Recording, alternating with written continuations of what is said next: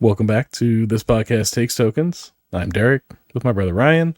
We're here to reminisce, relive, revive, go back in time. Use our time travel a little bit. Time machines, yeah. Bring back those memories. Last week, I left you off with a icebreaker question, as we've been calling it. And I asked, what is a guilty pleasure song of yours? Maybe something you still listen to, or maybe it was just a phase. Sure. And we exchanged those earlier this week so we could be prepared and talk to each other just in case maybe it was something we hadn't seen before or whatever. So we're focusing on music with this question. And I sent you my guilty pleasure song, right? Which was Toby Keith's Red Solo Cup. I mean, it's a fantastically fun song. I mean, I just I can't help but hear it and just want to have a good time. I just enjoy it. It's a lot of fun. You know, I you sent me that and I'm like, this is beyond guilty pleasure. This is just this is a bad song, but you like it. It's okay. Yeah. That was my pick. That was It is. I will agree, objectively a bad song, and that's what makes it a guilty pleasure song. Yep. For me. It was just it. Like I said, though, I still can't help it. It brings me a little joy. I was thinking about it all week, and that's what I came up with. Mm-hmm. I was kind of leaning towards maybe throwing Limp Bizkit under the bus, but I would argue that that's not a guilty pleasure. It's just I objectively enjoy it. Wow. Okay. One way or the other, but it's got its place. Give me something to break. That's mine. Yeah, that's right. Yeah, I remember. Right, how about you? I remember when Red Solo Cup came out, and it was like a smash hit. Like, I mean, it was a party anthem. So whatever. Like, I mean, I think it's great, but a lot of other people thought it was. And I will admit it is catchy. Like, so maybe I'm just mad at it because it's catchy. I don't know. that was like the my others that were on the line were anything No Doubt from like the first couple albums. But again, I don't feel like that's too guilty. I don't feel like that's guilty pleasure enough. Yeah. And then it was down to this and Avril Lavigne, Skater Boy, which is another one that's just it's pop music-y and it's awful in every objective way, but I hear it and it's got that pop hook that I can't deny it. I don't know what it is. Yeah. I remember listening to some Avril Lavigne a little bit when I came out. So yeah. So I'll let you go now. Yeah. So mine was Whitney Houston's "I Want to Love Somebody," and I Want to Dance with Somebody. Or I Want to Dance with Somebody. Yes. There we go. Sorry. Yeah. Whatever. I don't know. Like, I don't listen to that song all the time, but sometimes I get a Whitney Houston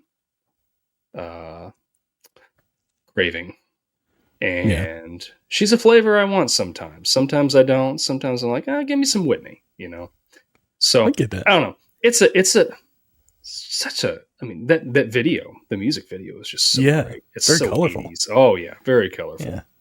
Yeah. But it's not something I'm going to be, if I'm pulling in the parking lot in my truck or something, I'm not going to have, I'm not going to have that song blaring. So I don't know. I would argue against this pick. Really? That is an objectively good song. It's got its place. I agree. It comes on the radio. Yeah. I want to dance. Like, it's fun. Yeah. It's enjoyable. I get it. And I had a Whitney Houston phase I think we all did around the early 90s with that Bodyguard soundtrack and everything that was around that. Man, that was a big moment. And I think our collective conscious had a moment with Whitney Houston, and it's hard to let that go. And hear some Whitney Houston, I'm gonna enjoy it. It's good. Yeah. I can't call that a guilty pleasure. Well, my other one that I kind of had on the back burner, maybe I should have picked this one and sent it to you, is Celine Dion's It's All Coming Back to Me. Oh, okay. I'll give you that one. That video is, I'd never watched the video before, but like I heard the song. And okay. I was debating whether to send you that or Whitney Houston. And, you know, hindsight's 2020. Maybe I should have sent you Celine. But that video is something special. Like it shows her husband, like her husband dies in the video. And a tree gets struck by lightning. He's on a motorcycle. And it falls. But it's literally like 100 yards away when he sees this. And then he just starts screaming, "Ah!" And then you see the motorcycle slide. Like you've got a whole football field to stop here. Yeah. He sees the motorcycle slide. It slides into the tree and explodes. Oh my God. Somehow. And then like the video is her like reminiscing on their love. And then there's like a part where she's dancing with his ghost. It's so bad. But the music, the song, I mean, that baby, baby, baby, when, oh, it's so good. It's so good. I like it. But anyway, guilty pleasure songs. Yeah. They're there. They're fun. They're pleasureful, but you feel a little guilty about it. Yeah. I think for me I really enjoyed the Whitney Houston one. You sent me that, and I watched it, and I'm listening to it, and it's every time she takes it, like she's, what is it? That little like that she gives, like, and just like and it just like hooks up. I love that. That's just like, that gets me. I love it. Yeah.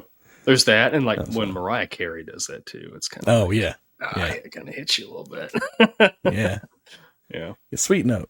Yeah. That is. Yep.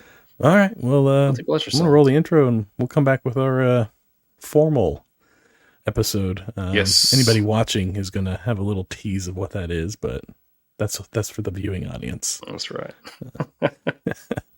We'll see y'all in a minute, and we'll be back with This Podcast Takes Tokens.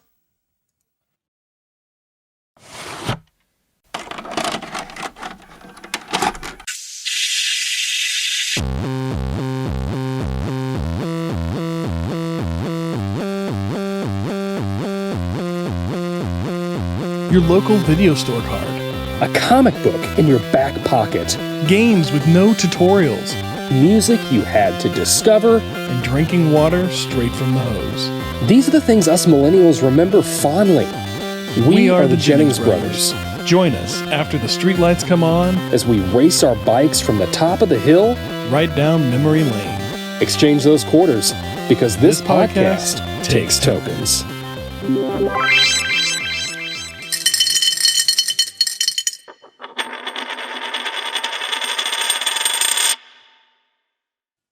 A long time ago, in a galaxy far, far away, This Podcast Takes Tokens finally did a Star Wars episode.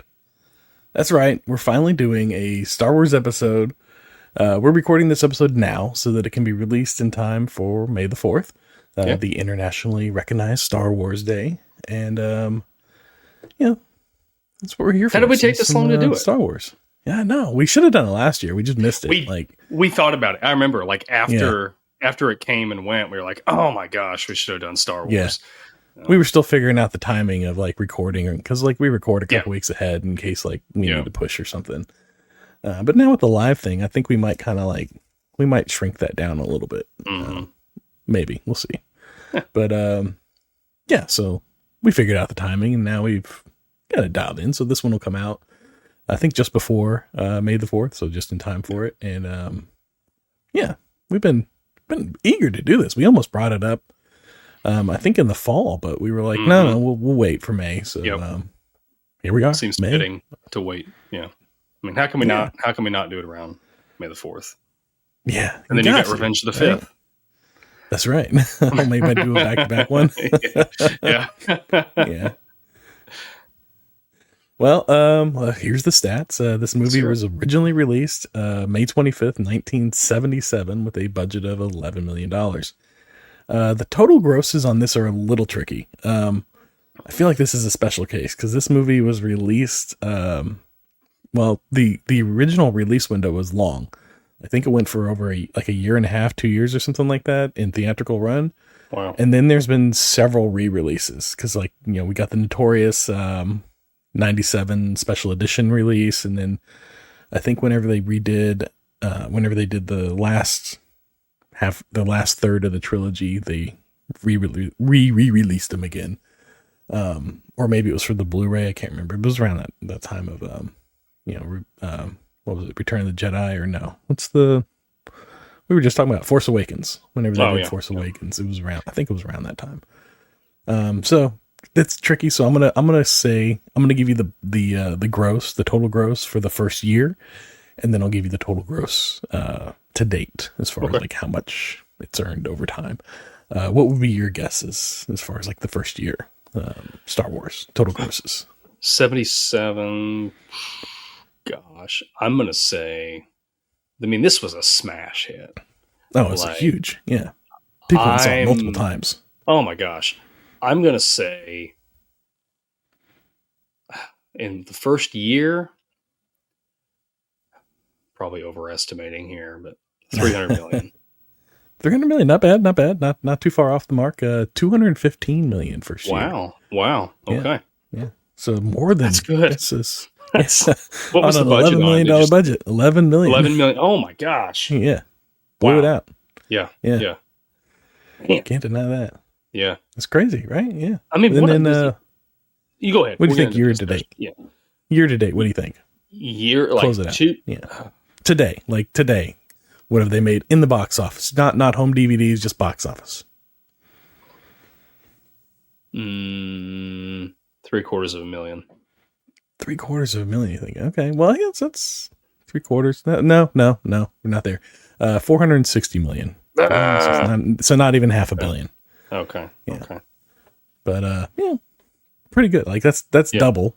That's the first year. So I mean, if I were George Lucas, I'd be happy with that. This movie just prints money. I mean, that's like, yeah. It's no wonder Disney bought it. Like, you don't even have to do anything. No. You just just run it in theaters every so often. Make a little bank. Pays for itself. Yeah. Yeah. That's for sure. Not to mention all the spin-offs and movies and blah, blah, blah, blah. Oh my gosh. This thing just keeps going. Can't be. What a smash hit this was. I mean. Yes.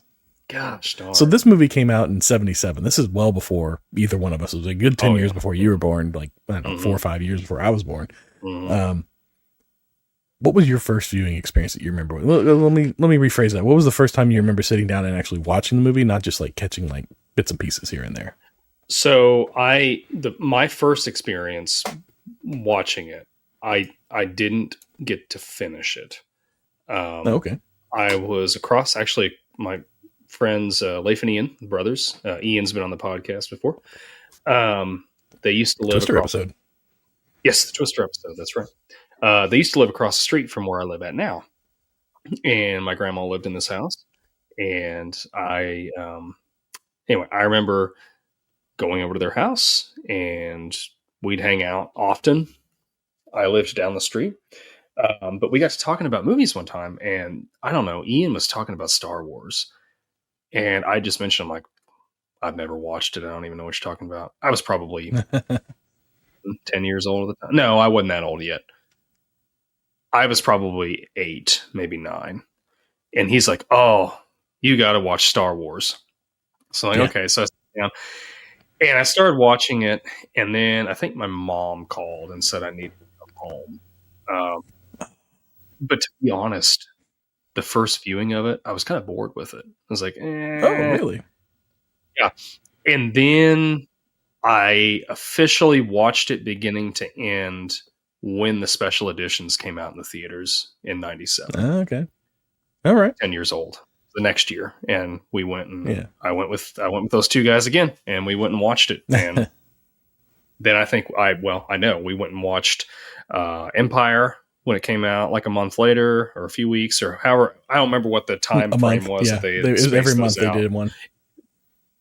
Okay. And then went and watched Jedi, and then I remember asking for it for Christmas or my birthday or something. We got it for Christmas. I think Kathy got it for us, I think. Oh, did she? Okay. I think so. I've got the VHS's, the box set somewhere. Yeah, this guy right here. Like the plastic sleeves that. Yes. Yep. Yeah. So what about you? I had it since it came out. Yeah, I think I was about this. I was very similar. I know I had seen bits and pieces of it, growing up. It was everywhere. You couldn't avoid it. But yeah, my first viewing experience was the 97 theatrical re-releases. Our theater classes, actually, our theater teacher was like, there's two things that she loved: Star Wars and disco, because she was a child of the 70s. So sure, we went and saw, like, the whole theater group got together and we went and saw the first one, the second one, and the third one in the theaters when they came out. Like, it was an after school thing. Like, we just kind of all met at the theater. Luckily, it was like a theater that was right behind my house, so I could just get over there pretty easily. And I remember they had this theater in particular, they had what's called a nickel-rama. It's an arcade that just takes nickels instead of quarters, and they give you like a big cup of nickels and a pizza joint right next to it. And that was the place to go. Like, you go watch a movie, you hit the nickel-rama, you got some pizza. No better Saturday evening was to be found in my, youth here in Texas than that. And so we went and we did the movie, and then some of us went over and we got pizza and played in the arcades afterwards. But yeah, I did the theater with it, and I tell you, that right there, if you weren't alive to watch it the first time in 77, but you had the opportunity to watch it for the first time in 97 in the theater with true fans, that's the way to watch it. Oh man, it was an experience. That's the best. That's the closest you're going to get to watching it the first time it came out in theaters. But yeah, because you're in the theater with other people that love this movie, and if it's the first time you're seeing it, like, you kind of you get that like crowd pumping energy going, and yeah, it just makes it a lot of fun. So yeah, that, and yeah, I got the special edition with you for Christmas that year. I don't know, did you get the gold one or the silver one? Gold one. Now I have the silver one on DVD.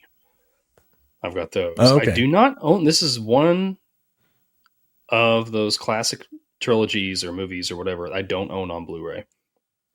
No, as soon as it came to Blu-ray, it was on digital as well, so I just got the digital because it's the same as the Blu-ray. And I have the DVD, like they did whenever they did the after, I think it was as they were doing the prequels, they were releasing, I think right around the time they did the last one, they released the original trilogy on DVD with it, and it was all like this similar, like the same aesthetics and everything.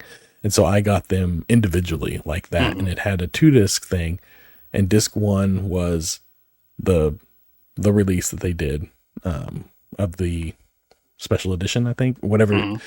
I think it was the special edition that they had done, because they did like another take on it for the DVDs as well. Like, they took like this VHS 97 special edition and they did even more with it. Yeah. And that was like that was the DVD selling point. But the second disc was, I couldn't pull it out. It's buried. I wanted to pull it out, but I just didn't have time this week to get to it. So maybe next year, whenever we do the other one, I can tell you for sure. But the second disc, I want to say, was the original cut, the original release. It might have been the 97, but it doesn't make sense to me that it was the 97 release and this new special edition version of it. I want to say it was the original cut, but I could be wrong, and anybody's free to correct me on that. I remember, I mean, there's a high possibility that we may have had different versions of this, but I remember one of the discs had like an 1.5-hour documentary on the making of A New Hope. And that was good. There was a good documentary. There were 3 discs. There was the 2 versions of the movie, and then a disc of like all special edition stuff for each one of the movies for that first trilogy. And then obviously the prequels, they're what they are. They haven't done anything, which is funny. They've gone through and did all this like special mumbo jumbo on 97 edition. I haven't seen them do that for the prequels. They could have gone back and they could do some stuff. Clean up some of the CGI is going to be dated now. I mean, you watch it, like, especially you watch the Phantom Menace, and some of that CGI is like, it's pretty bad. I mean, at the time, I remember 99, it was like, oh my gosh, 99, it was crazy. Just erase Jar Jar Binks. Have you heard this? Have you heard this? I know we're supposed to be talking to New Hope, but have you heard this theory that Jar Jar Binks is actually a Sith Lord?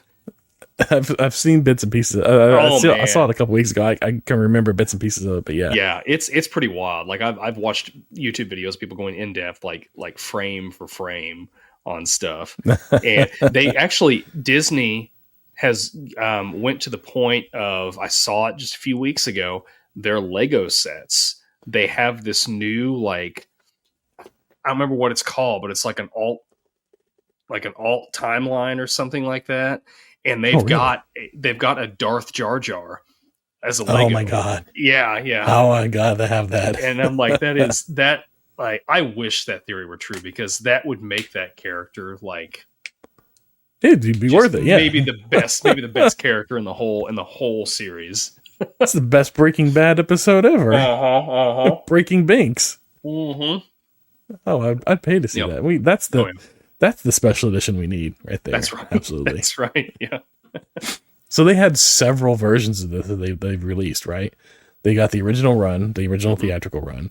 You got the VHS that we talked about, the 97. Well, they have the original VHS releases, because so in the 80s they did VHS releases, but those are, I think, they did it in a short run. It's hard to find. Those are the ones I watched initially. Yeah. I remember them. I remember somebody I knew had them right before. Well, no, I was just out of high school, so it was after the 97s were released. But she had just those, and we were going to watch them. Like, we were going to set up 2 TVs and watch them side by side and compare them, and just never did. It was one of those things. It was like, it was a brilliant idea, but we just never got around to doing it. Execution was not right. I think that's like the mid 80s VHS run, and then we got the 97 special editions. They did a Laserdisc version, DVD version that we talked about, the Blu-ray version, and we got digital editions and Disney editions now. And my understanding is they are all, at the very least, in some slight way, different. Like, not one of them is frame for frame the same, which is just annoying. As somebody that, like, I would just love to be able to watch this, a cleaned up version of the original version. Take the out original the grain, viewing. Clean the colors up a little bit, and yeah. But because like I gotta say, we were watching New Hope this week, and I found all the background stuff that they added distracting, like all the CGI characters and all this other stuff. It was very, very distracting, and I didn't like it. Like, I mean, it's okay, I get it, and I appreciate that they cleaned it up. Like, it looks phenomenal, because I was watching it on Disney Plus. I'm watching, like, I guess, like, the cleanest version of it that you can watch. Yeah. And I wonder if they keep, like, updating that version. Like, right. I don't know. But anyway. Yeah. Well, I'm like, that's funny is, like, this version is going to look better than the Phantom Menace over time, because this version, they actually have film of it. Phantom Menace, they film digitally. So it's restricted to, like, whatever, however big that photo cell and that camera happened to be. So they can't really improve upon it much, which is sad, but I mean, that's digital. So, I mean, here we are. Yeah. But yeah, so like I watched it there and I'm like, it looks fantastic. And I love that they cleaned it up. I just don't like it's too cluttered with all, like Mos Eisley's, whenever they're walking around, it just looks too cluttered with all the extra characters. I don't like it. I don't know. What are your thoughts on all these different versions of Star Wars? I don't know. I'm okay. So I'm okay when they did the special edition. In 97, I'm okay with that, because I feel like they wanted to do 2 things. They wanted to re-release it for people like us that weren't alive in 77, so that we can experience it in the theaters. And they wanted to prepare us for 2 years later, Phantom Menace is coming out. And they added the extra stuff in there. I feel like Lucas, I don't know this for certain, I haven't read any, interviews or anything with him, but I feel like Lucas was like, well, let's give the people that have already seen this in theaters when they originally came out, let's give them a little something fresh with it. And let's just add a few things because we can do it, and a reason to come to the theater. Yeah. And I'm okay with that. Like, I think the special editions are fine. Maybe with one exception. But yeah, but now they just keep seemingly doing stuff to it. And like we had discussed, well, it was after we went off the air last week, we were discussing, and it's just like, can Disney not give us the original cut? Say, hey, here's the original cut. Even you can even hide it in the extras on Disney Plus or something. Yeah. They have it in so many. Have you looked at the Disney Plus extras? You can watch it in Navajo, and there's 3 or 4 different Native American languages you can watch it in, which is cool. But great, yeah. Can we get the original cut too while we're at it? The original cut would be fantastic. And I mean, they own it. Like, I'm not going to crap on them too much because they own it. They can do what they want to with it. And I'm not one of those people that is so obsessed with Star Wars that I think everything Disney has done with it is terrible. No, absolutely not. I like a lot of the newer stuff they've put out. I didn't like The Last Jedi, but all the other stuff I thought was pretty good in the TV series and things. I thought Last Jedi looked. Oh, it really looked phenomenal. Last Jedi looked phenomenal. Like that red sand thing that they did was amazing. Yeah. But I just didn't think they did justice to Luke in that. And that was. I think Mark Hamill was just like, he was like, I'm just done. Just get me out of here. Yeah, I think he was irritated with it too. But they can do with it what they want to, and they've got people that are, doing a good job with some stuff. But as far as the original A New Hope, I'm fine with it. But I would just ask them, please just give us the option of watching the original cut. Yeah. That's all we're asking. We're not. I don't think these eyes have ever seen it. I would like to. I know. Let me make that call. But All right. So what are maybe your? We've discussed the first time you remember watching the movie. What are your first Star Wars memories? Maybe toys or characters or something. What's the first thing you remember coming across that exposed you to Star Wars? So they had, it was around 77. It was around 97. Special edition. They had, you remember the Mighty Max figures? It was like the boys' version of Polly Pocket. Yeah. You had a lot of those. I remember that. Oh yeah. They came out with a Star Wars line of that. And they had one that was the, you opened it up and it was Bespin from Empire Strikes Back. And it was that scene towards the end where Han gets frozen in carbonite. And it had a little thing you could twist and Han would come up like his frozen, the thing that the carbonite that he's in. But it came with a little miniature of Luke and of Vader. And I think it came with a Boba Fett and then a couple of the little minion, the little guys that were those little dudes that were kind of Jawas. No, it wasn't the Jawas. It was all from Empire Strikes Back. It was those really short guys that were messing with the look like trolls. Yeah. It came with all that and it had the windows that would bust out because you remember when Luke gets thrown through the windows or whatever. Oh yeah, and the windows. But that was my first toy for it. And then I remember I had the Game Boy game for A New Hope. And I had a whole bunch of Star Wars Legos. And at this point, that's around the time, I really started getting into Star Wars then. And I'd go in the backyard with my friends and we'd grab sticks and we'd pretend like we were Jedi, and all that. And it was so much fun. But, okay. Yeah. Now I just collect Funko Pops of them. And, so there's that. But, anyway. Any favorites?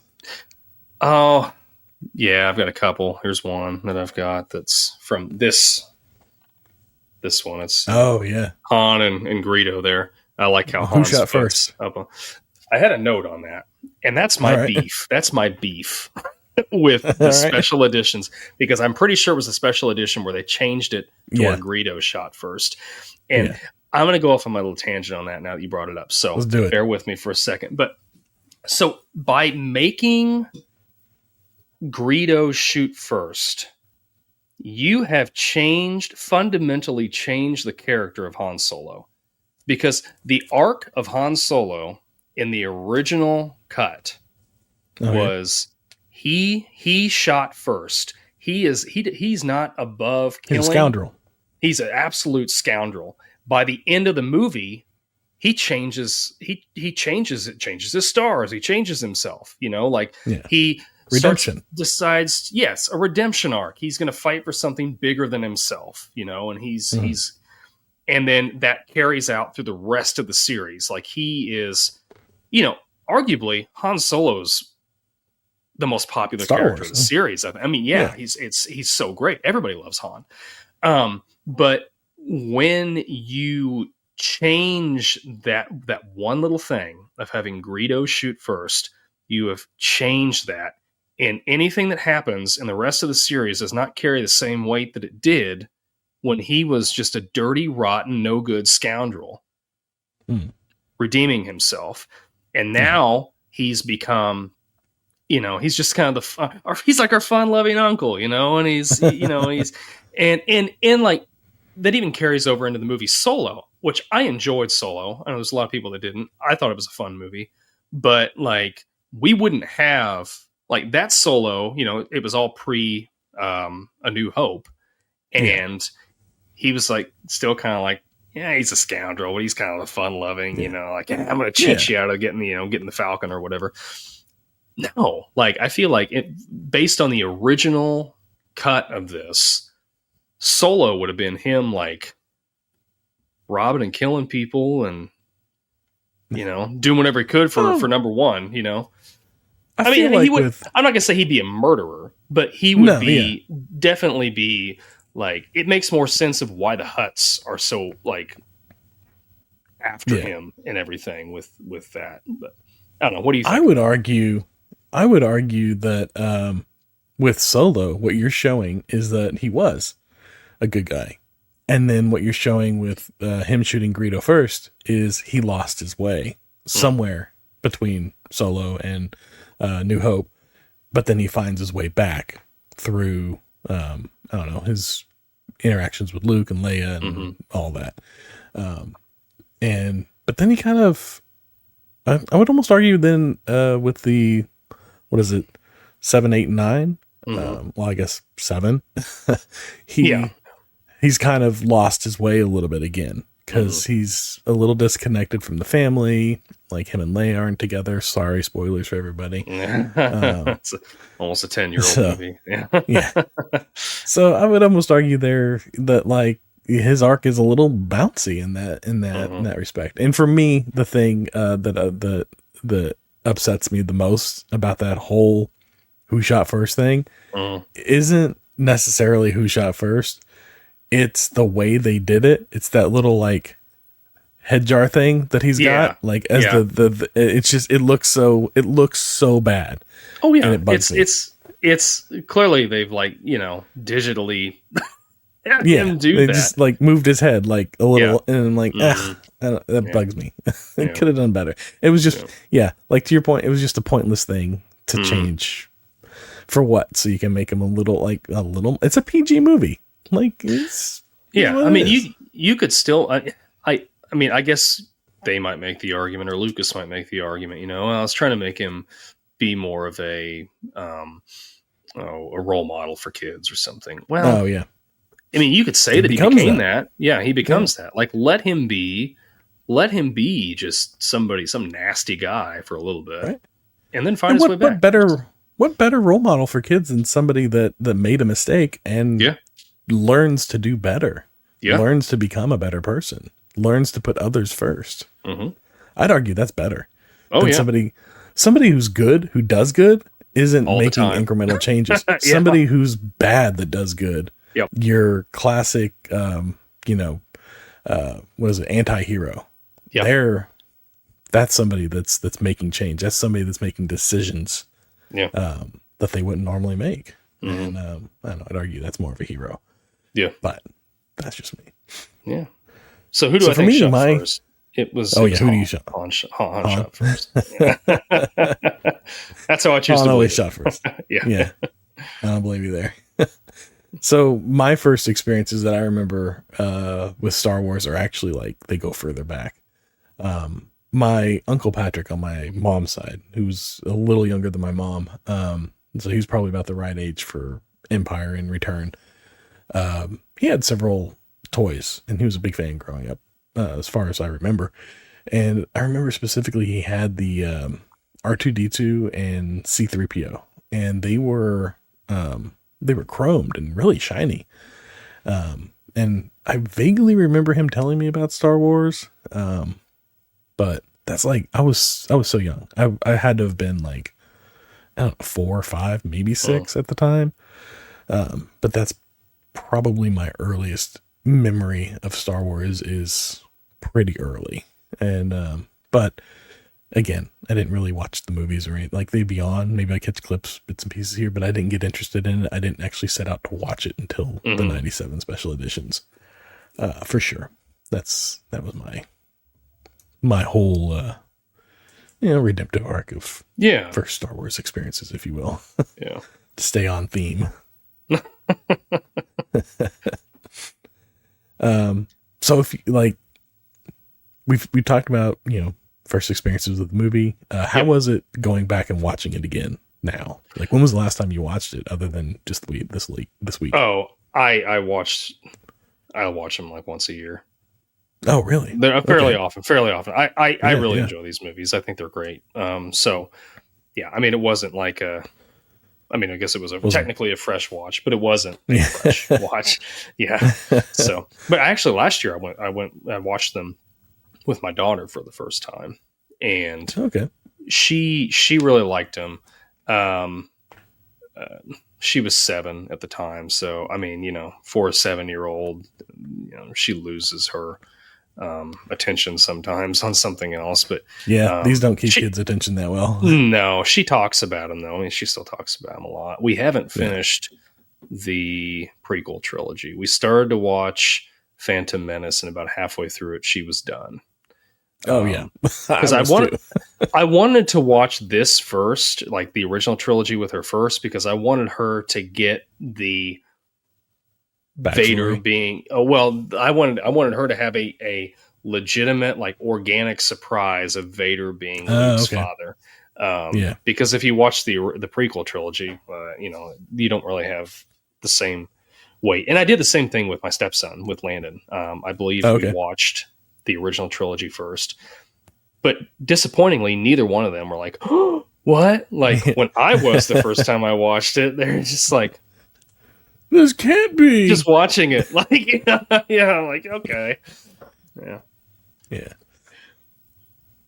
Okay, so your experience is about normal for you. Yeah, I mean, it's a great movie. I enjoy watching it every time I watch it. Of the original trilogy, I think this one's the weakest, just because they built on it. So, I mean, this is a great movie. If this was the only Star Wars movie, I mean, this movie deserves every bit of praise that it gets, every bit of it. But they just did such a good job with Empire and then Return of the Jedi. That this one just kind of seems like the weakest of the 3. Yeah. I think part of that is that they didn't, as much as he may protest and say he had this grand scheme of like 9 movies planned out before shooting a single frame of the first one, I would argue, and pretty well merited, that he did not. He barely had this one planned out when he shot it. Like, if from what I remember reading somewhere, they re-edited this film so many times and could not get the story to work, and he finally had to hand it over to another editor and be like, look, just make this work, before they could get something usable out of it. Like, it just wasn't making sense. Story was all over the place, and I think you can kind of see that, like, especially with the Luke and Leia thing. Like, clearly he wanted to have like a love triangle thing going on, continuing forward. And then somewhere between here and Empire, they were like, no, they're brother and sister. Let's lock that in. That's a more compelling story arc. And just change some things around. Yeah. Which just makes this first one a little confusing, maybe a little creepy. But, you know, it's just kind of like, you know, you're fresh out of film school and you got this idea of something you want to make, but you're not quite sure how you're going to do it yet. But you're going to, you know, you're full of gumption. And you're just going to go for it and do it. I can get that. I can appreciate that. But, you know, own it. It's okay if you want to change things after the fact. But, yeah. So, for me, I feel like on this watch, I came to the realization that, yes, this is not the best entry in the Star Wars movie canon, the saga, the 1 through 9. And this may be a hot take, but if I had to rank it, this one amongst the 9, I'd probably put it somewhere in the middle. Pretty firmly in the number 4 slot, like dead centered for me. This one falls. And I think maybe we'll, I'm going to call it number 4 here. And then as we rewatch them, I'll rank the other ones for us there. Where are you going to put yours? 1 through 9. Where do you put it? 7. 1 being the best, 9 being the worst. 7. 7. Oh wow, you put it way up there. It'd be 7. Like this would be 7. Yeah. And then the one after that is Attack of the Clones, 8. And then The Last Jedi would be 9. Okay. Wow. All right. This is going to be interesting.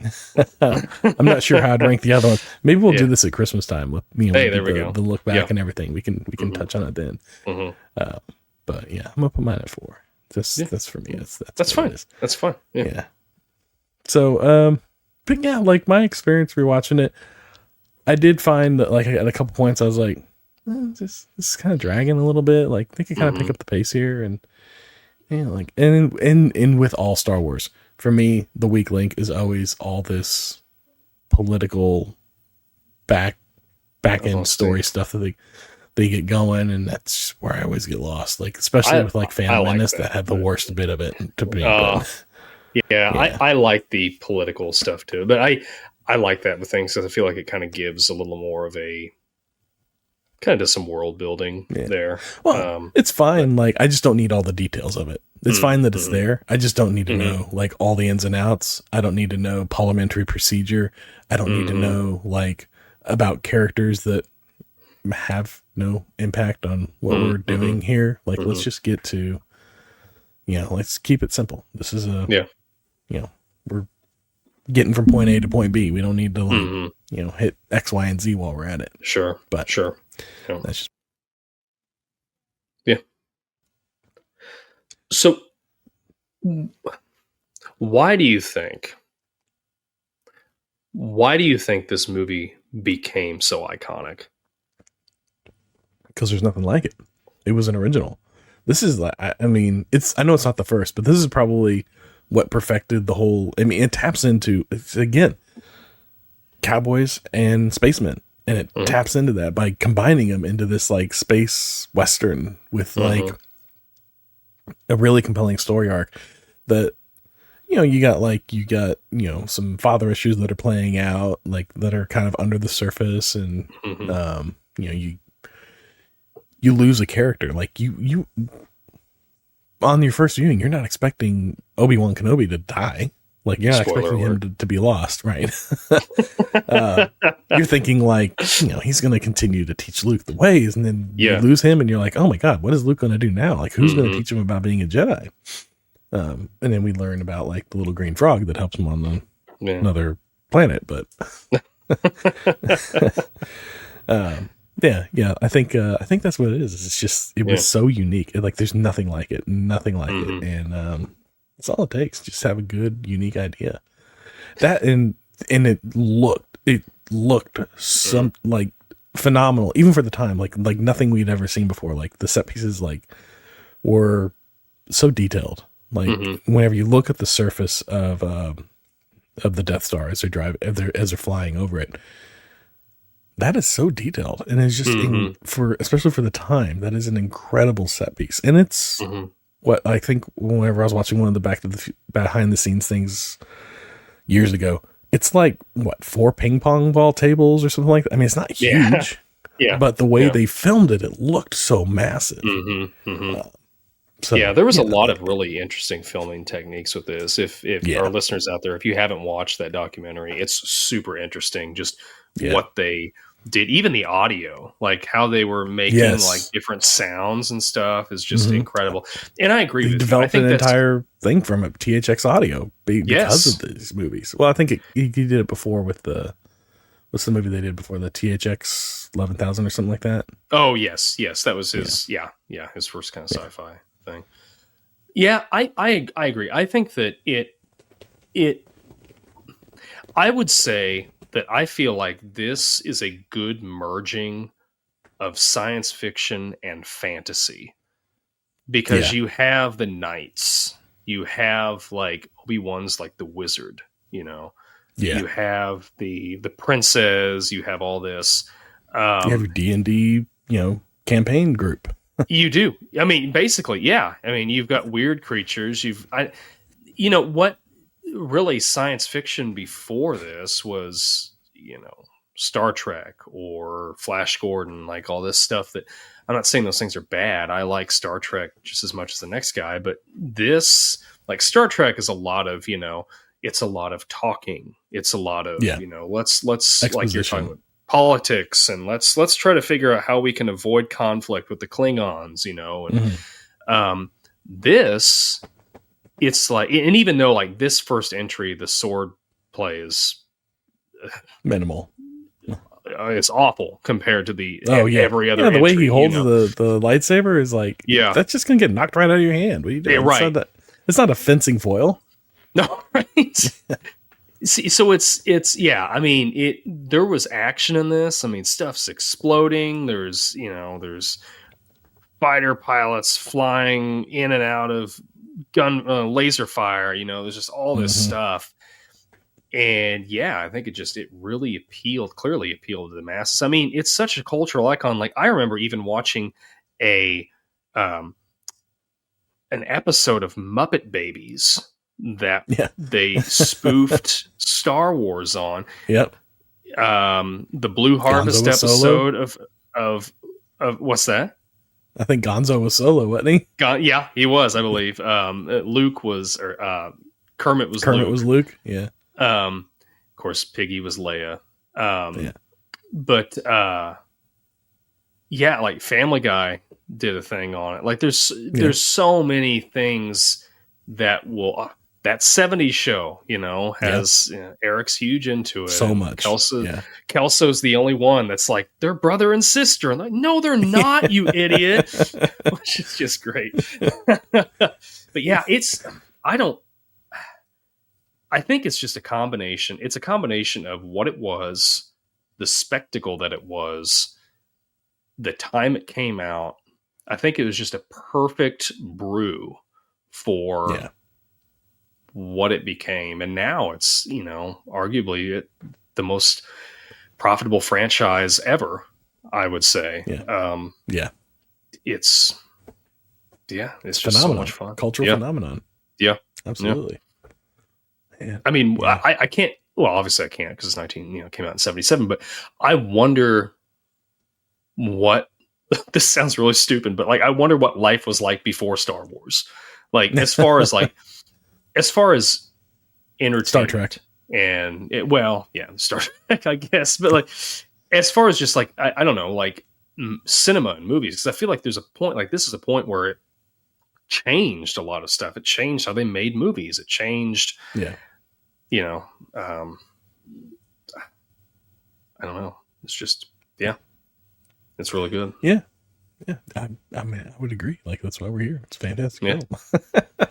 So if you could take like throughout this movie, any prop, what would you take for yourself? If you could have any prop from the movie, what would that be? Probably just, gut reaction from you asking me. It's got to be Anakin's lightsaber that Luke has. Okay. All right. Yeah. See, I was thinking, well, I had time to think about it. And actually, this question came to me because I was watching a movie and this thing came up. It's the very last scene. Luke's gold jacket from that end scene. That's sharp, a sweet jacket. It? Oh yeah, yes, yeah, yeah. That's just oozing 70s. I love it. Yes, I want that. It's yeah. That's true. Yeah. Or maybe one of those gold medals they got. They're just so simple, but they look really cool. I like that. It looks like the medals you get in like Microsoft whenever you get like an achievement, you get right? A medal. Yes, it looks just like one of those. Yeah. Maybe that's where they got the idea from. I don't know. Maybe. Yeah. Can I have the entire Millennium Falcon? Sure. Okay, that's what I'll take. That's just the new home. We're moving in, folks. Yes. So who the chickens underneath? Who was your favorite character in this one? Like, just A New Hope. It's got to be Solo. Yeah, like it's always been Solo, and it still is Solo. I find Luke to be a little whiny, to be honest. Leia, great, strong character for sure. And I see why her and Solo get together, and it makes sense. But yeah, if it's not Solo, it's Chewie. But like the two of those, man, that's a powerful combination of characters right there. Yeah. And I want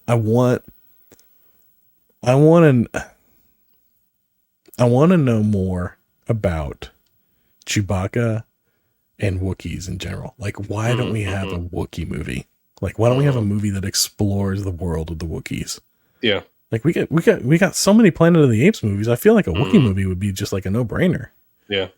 So, but I would like to see that. I want more Wookiee. Like, I know there's like we've seen them in, I think, Mandalorian, or was it Boba Fett, Book of Boba Fett?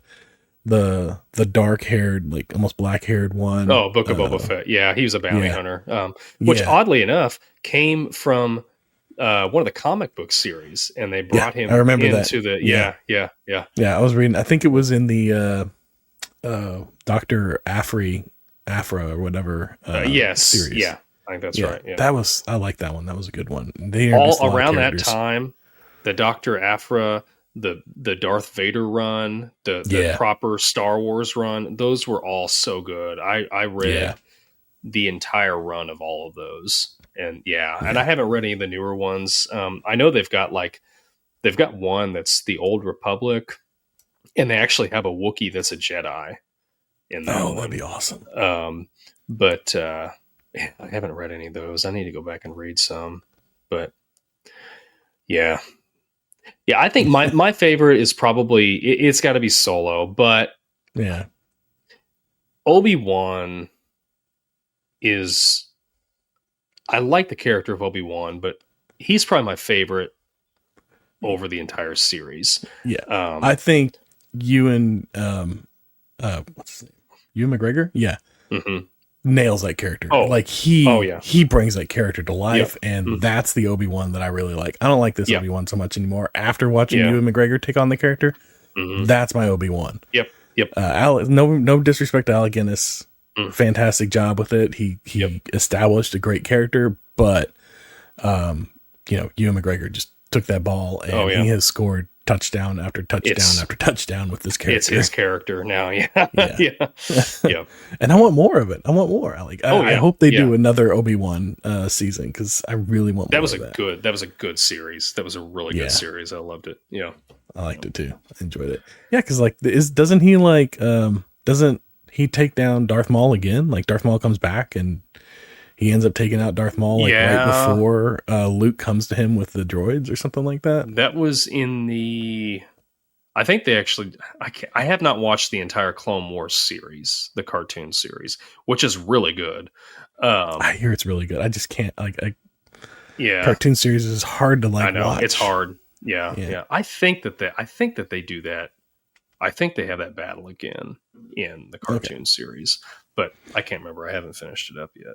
So maybe I'll watch it for that. I don't know. So Go ahead. One of my nitpicks with this, because we always do that. Nitpicks. Okay. Yeah. Why was Uncle Owen, so surprised when the Jawas show up and they're buying droids, right? Yeah. He buys 3PO, and then he ends up buying, and he passes over R2, and he buys a clearly inferior droid that looks just like junk. And it blows up, and he's like, hey, what are you doing here? I'm like, well, no wonder your farm is failing, because look what you're wasting your money on is trash over here. That bugged me quite a bit. That was like one of the big things. Yeah. He's pinching every penny he can. Like they're barely getting by. So I would agree there. Yeah. And why didn't they fire on the escape pod? Like whenever the droids launch out of the escape pod and they're like, hold your fire. There's no signs of life. I'm like, is there like a laser shortage or something? Just like take it out. Like who knows what's on there? Yeah. Like you're searching for digital plans anyways. Like it could have been on there. Yeah. Yeah. So that one kind of like I'm rewatching it. I'm like, just take it out. Like like the movie's over. Yes. We got the entire franchise is dead with one laser shot to that escape pod. That's it. Yeah. Yeah. And then the other thing, I think that and like the whole like head thing were my two big ones. Yeah. Yeah. My other thing was these fools that are like trying to stand up to Vader, like not necessarily Tarkin. Like I feel like Tarkin. Oh yeah. Tarkin. Well, I think Vader was reporting to Tarkin, wasn't he? He was. Yeah. Tarkin, that he is a very underrated villain. Peter Cushing is awesome. Awesome as Tarkin. I wish we. Why they brought him back for what was it? Rogue One. He was the villain in Rogue One, wasn't he? Yep. Yeah, like and digitally, they used Cushing. I think they did AI for his voice, and like they used all that. Tarkin was great. He was gone too soon, I feel like. He's just he was so good. But yeah, other than Tarkin, like everybody else is just like, because he can get away with saying whatever he wants to Vader, and Vader's can't do anything to him basically, which I love about him. But like everybody else is like, you're what's he say, like we don't have any room for ancient religions and all that. Yeah, and it's like, you idiot, like why? Like have you not been paying attention? Yes, sir. Whatever you say, I will do everything you want. Do you want some I think that was everybody else in the room. Yeah. Yeah, for sure. And then, of course, the elephant in the room is the giant hole that they have in the Death Star. That's just like, nobody like, oh, hey, this vent's here, and actually this goes straight to our core, and if somebody gets in there and shoots into it, it's fine. No one's ever going to see it. No, we'll take them out before they fly by. Like there's, they clearly have no like worries about a rebel assault of any sort. But I feel like the rebels are kind of getting their stuff together. I wonder, was that vent in the second rendition of the Death Star? Did they cover the vent? Like there had to have been a scene in like Empire or Jedi where they're like, oh yeah, we covered the vent. Don't worry about it. We took care of the vent. Put a plasma fence over it. We put a fence over it. It's good. Yeah. I could see that in one like subsequent, like there's got to be like a heist movie or something where somebody's trying to break it. Like, nah, they took care of the vent already. We can't get in through there. Yeah. But yeah, there's a whole scene with like the Jawas that get like killed, and Obi-Wan's like, he's like, oh no, clearly the Luke's like, oh, somebody must have tried to rob the Jawas or something like that, and Obi-Wan's like, no, this is just what they want you to make it. They want you to think happened.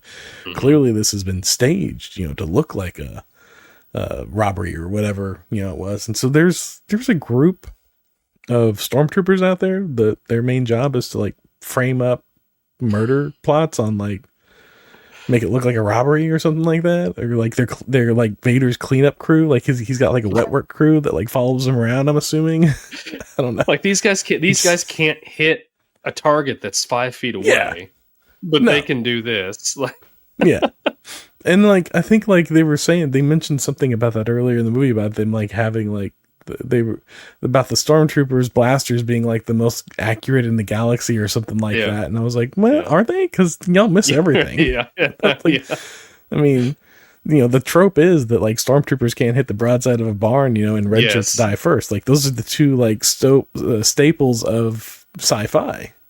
Did you see that scene in The Mandalorian that they spoof on that? And one of the stormtroopers is sitting on like his speeder and like his like bike speeder, whatever.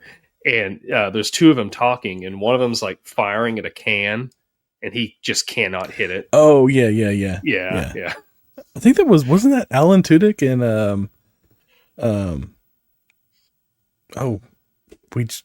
Nathan Fillion? Wasn't that them two that were doing? Oh, were they in that? Was that them? I think that was them. It was either them or it was like some other. It was like a famous duo like that. I can't remember if it was them or if it was like somebody else.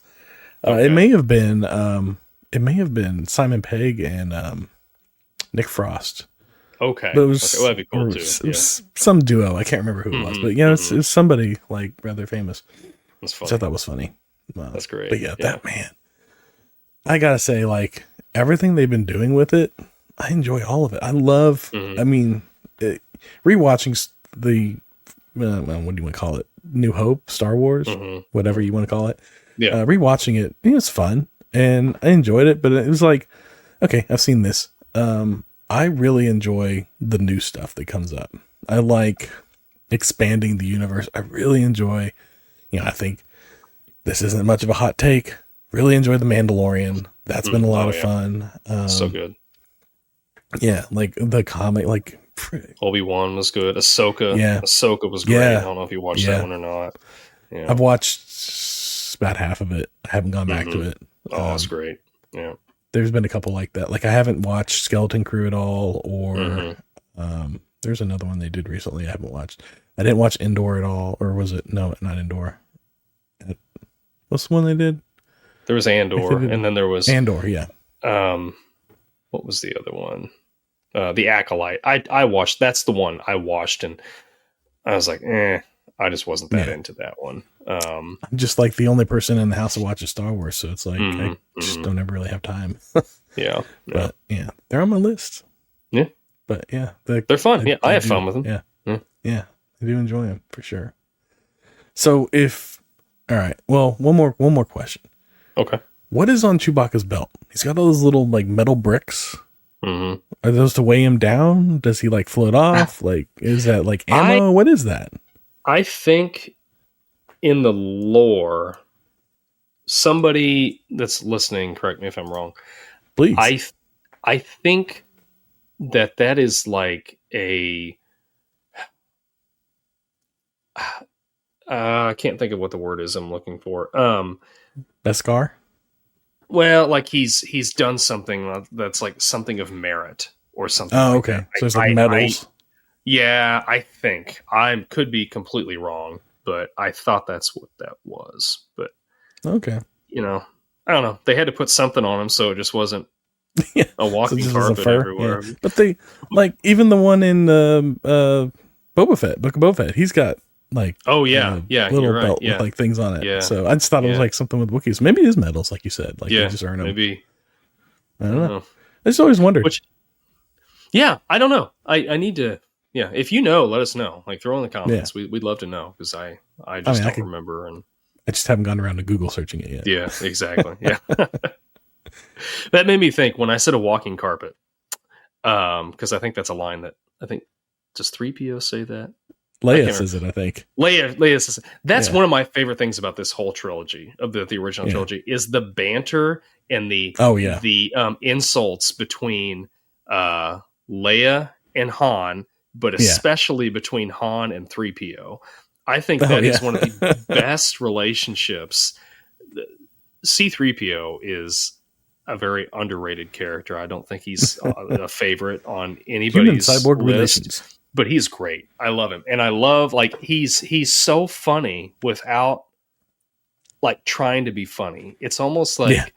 It's the dry British humor thing. It is. And there's, like, almost some physical...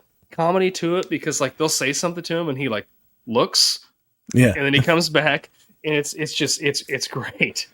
He's just got to turn his whole body. Yeah. Yeah. I would, and then like in R2D2, like he's like a faithful dog almost. Like, you know, he just kind of like, he kind of whistles and he's very emotional, even though he has no spoken dialect. Like it's all these little like whistles and whirls. But there's emotion to it. Like whenever he's like, ew, like, oh, he's sad, you know, like little things like that. Yeah. And, you know, exactly they do a really good job of like, pulling that emotion out. And I think the guy that played him, I can't remember Kenny his Baker. name. Kenny Baker. He would like act out the emotions while he was in there. Like if R2 is supposed to be happy, he'd be like in there, you know, being happy. I'm like, that's great. That's great. So, well, while we're on the subject, well, I guess we're not on the subject. I'm gonna hard pivot us. Oh, sure. If this was made today, let's talk about how it may be different, and we're gonna do some recasting here, if you will. We're gonna imagine a world where George Lucas was born 45 years later. So basically, we're going to remove all of Star Wars from Hollywood and pop culture, but we're just going to imagine that everybody else, like everybody continued and did all the things that they normally do. We're just going to lift Star Wars, surgically remove Star Wars from Hollywood and pop culture. And we're going to just, George Lucas, 45 years later, he just got out of film school, we'll say sometime in the last 5 years.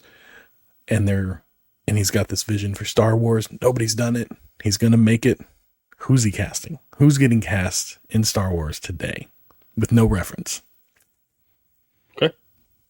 All right. Do you want me to go first? You want me to go first? I don't care. We'll start with we'll go one character at a time. Luke. Okay. Who would you cast as Luke? Jeremy Allen White from The Bear, Shameless. Yeah. I thought about him for this, but I thought he might be a little too old. Like, cause he's got to be younger. He's got to be like around 20. So I was thinking Finn Wolfhard. Okay. That could work too. As the Luke. Yeah. All right. Oh no, I saw Jeremy when you had sent me the text message about like, hey, let's try recasting this. Oh, okay. I just pictured Jeremy in my head. Yeah. So yeah. I thought about him, but we'll get to that. Leia. Who you got for Leia? So who's going to be around that? I'll tell you who I initially thought of, but that's not who I picked. And I think she could pull it off, is Sydney Sweeney. I think she could pull it off.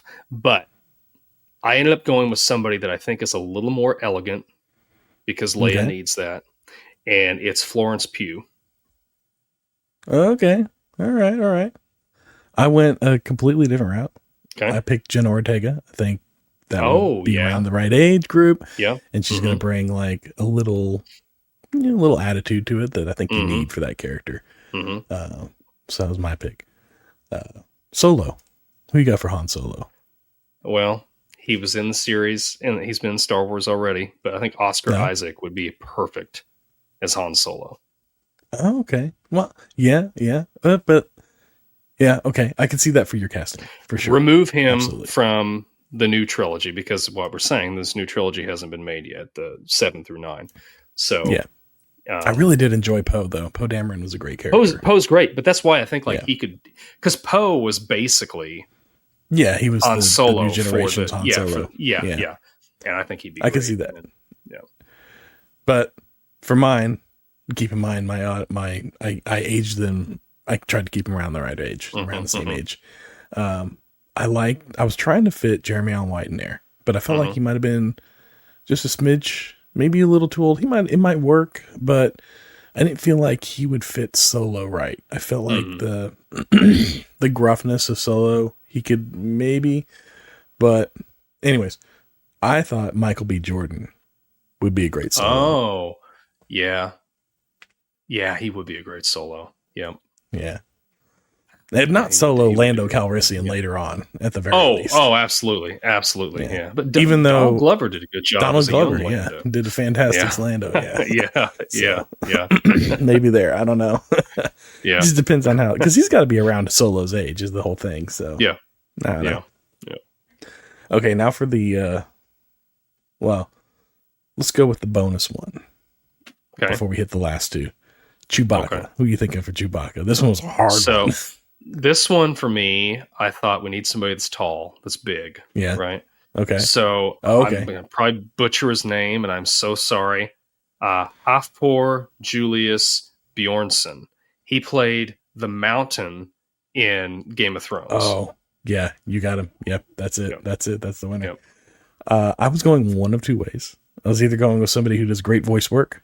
I was thinking we can go with Alan Tudyk, pull our boy over from Serenity. I think he might have fun with the role. Maybe. I don't know. Or we could go in a completely different direction. We can alternate universe fan cast Wolverine this thing, and we'll slip Danny DeVito in there. Why not? Let's see what happens. A little short. Yes. That might be fun. Oh, Danny. No, Chewie is a hard one. That's a hard one. Yeah, I don't know. It is hard. Yeah. Peter Mayhew he did a great job on that one. He did. Yeah, did excellent with it. Yep. All right. Who are we gonna do first? Vader or Obi-Wan? Let's do Vader. All right, Vader. Who do you got? Christopher Judge. So he was in Stargate Atlantis. He does the voice of Kratos in the new God of War movie or games. Okay. You look him up, you'll probably recognize him. But he's got. Yeah. I was thinking he's a bigger guy, so I'm like, well, he could potentially play Vader himself, because they had James Earl Jones did the voice, and they had a different actor doing the But I think if we recast it, somebody's got to actually play the character. Yeah. And Christopher Judge has a hit when he voices Kratos. It's that guttural, just it's so good. And it's the voice. Yeah. You got to do the voice first. Yep. All right. I got one of two, and the second one came to me right as we walked in. But originally I was thinking Dave Bautista. He's got a nice deep voice, and he can do a little bit with that. He brings some physicality to the role for sure. I mean, he's a little shorter, I think. He may not be tall enough quite for the role, because Vader's 6'6", he's towering. He's a big guy. But then as we're walking in, I was thinking about it, and Giancarlo Esposito, that I think would nail it. We're talking the Los Polos from Breaking Bad. We're talking he was he's been in so much stuff lately. I can't think of anything right off the top of my head. Because I'm trying to think about it, but he was the main bad guy in Breaking, or not the main bad guy. He was Gus from Breaking Bad. He was yeah. He was in the Mandalorian. He was Mandalorian. Yeah. He was that Darth Midian, whatever his name was. Moff Gideon. Moff Gideon. Oh yeah, gosh. He does a great villain. He's such a good actor. Yeah. So, coming in, I'm like, that's your Vader right there, I think. Yeah. For sure. Yeah. All right. Obi-Wan Kenobi. I think we're both going to land the same thing here. It couldn't be anybody but Ewan McGregor, right? But he hasn't played the character yet in this universe. You haven't seen him in this character. But I'm going to throw him in this character. No, I would agree. He's it. But I wanted to go with something. He's old enough. At this point, he'd be old enough now. He's perfect age. For sure. Yep. Yeah. So I thought of it from three different angles. Okay. I thought if you're looking at who's out there and who could fill in this role, why not take somebody who's already done a franchise and is maybe looking to play with some roles and do some fun stuff? Let's take Daniel Craig, bring him over. He could play good Obi-Wan. I think he'd have a lot of fun with the role. Maybe you want to go a little younger. We're not gonna take out Obi-Wan right away. We're gonna play with him over time. Use him some more, perhaps, or flashbacks or whatever. So maybe we want somebody a little younger, maybe a little physicality to stand up to Vader. We're gonna have a better, lightsaber battle in this new Star Wars. Tom Hardy. That could be a little fun. He's got a little roughness to him, a little humor. Yeah. That could be fun. That could work. Yeah. Maybe we want somebody who's going to bring a certain athleticism to it, a certain stuntman quality. That Gilbert Gottfried. No, I don't think it could be Gilbert Godfrey. I was pulling back to a few episodes ago, and I'm thinking Ki-Hye Kwan from Goonies. Like, he's been doing a lot of stunt work lately. He's really physical. Yeah. I think that'd be a great lightsaber battle with him. So yeah, I think that he could bring that wise element to it. Like I've seen him in Electric State. He kind of brought that like wisdom a little bit to that role. I think he could really bring it to this one too. But yeah, I think Daniel Craig probably be a good solid choice. That'd be a good pick. Yeah. But yeah, those are my. I had a bonus one that I thought of as we're talking, and we've been talking, and I've also been watching the movie behind you at the same time. I thought of Tarkin. So I Peter got this Cushing. one.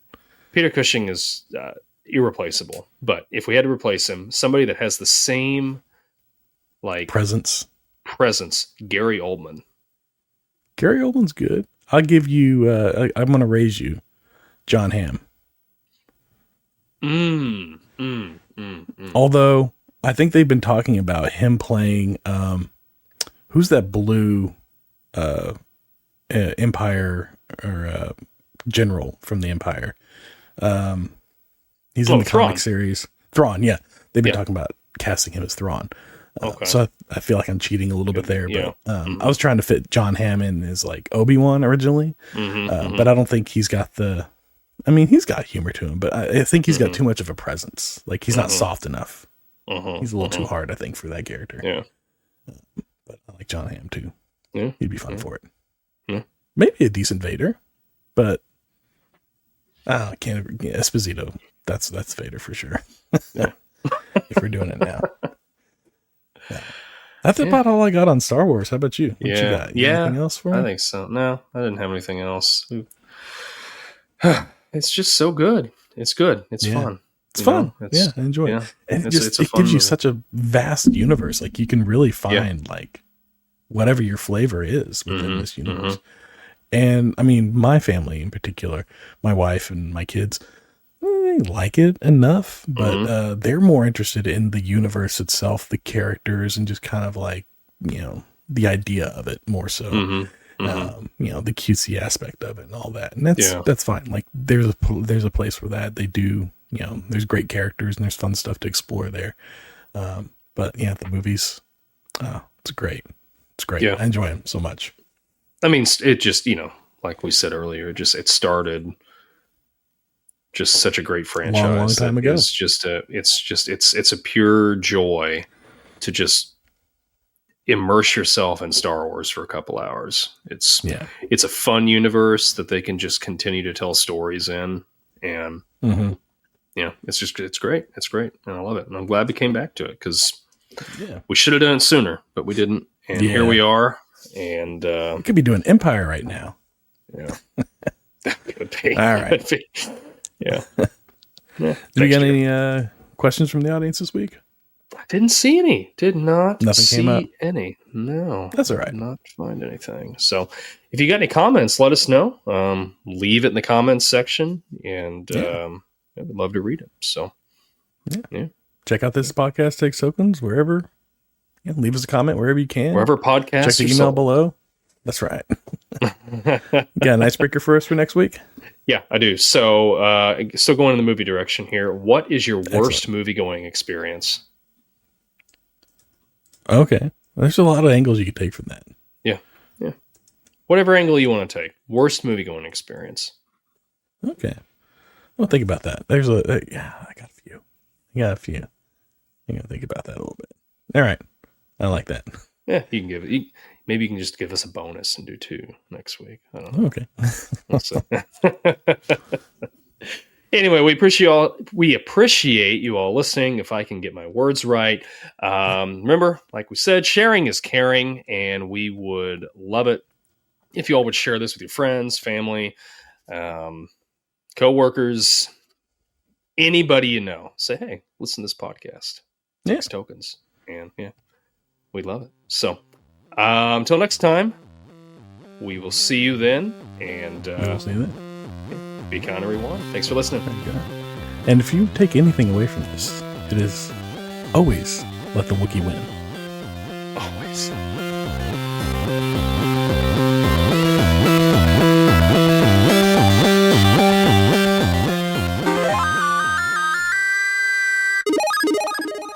This Podcast Takes Tokens is a Clay Street production.